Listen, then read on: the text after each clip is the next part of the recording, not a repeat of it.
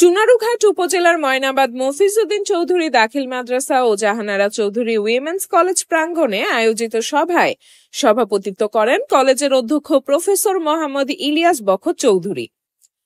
এতে প্রধান অতিথি হিসেবে উপস্থিত ছিলেন সিলেট সিটি কর্পোরেশনের সাবেক মেয়র আরিফুল হক চৌধুরী।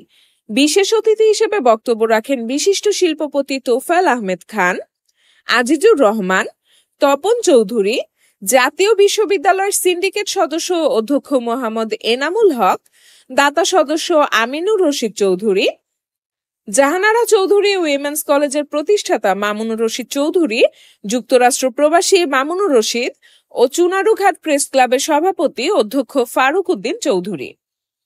অনুষ্ঠানে মুখ্য আলোচক হিসেবে বক্তব্য রাখেন জালালাবাদ টিচার্স ট্রেনিং কলেজের সহযোগী অধ্যাপক মাওলানা সায়েম আহমদ চৌধুরী। অনুষ্ঠান পরিচালনা করেন সহকারী অধ্যাপক মোহাম্মদ এহতেরামুল হক সোহাগ। বক্তারা ইসলামের আলোকে নারী শিক্ষার বিভিন্ন দিক সম্পর্কে গুরুত্বপূর্ণ আলোচনা করেন।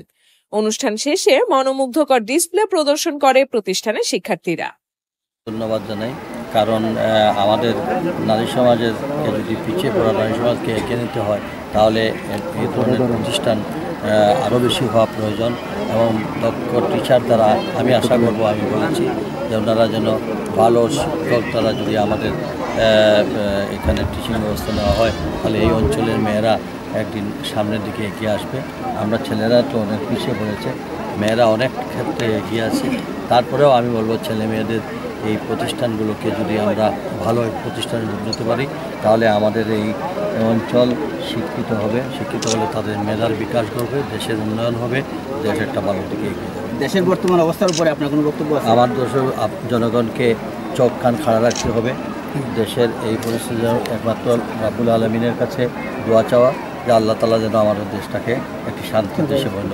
অনেক দেশি বিদেশি চক্রান্ত আছে, ষড়যন্ত্র আছে, আমরা যেন চোখ কান খাড়া রাখতে পারি এবং সঠিকভাবে যেন আমাদের দেশটা এগিয়ে যায়।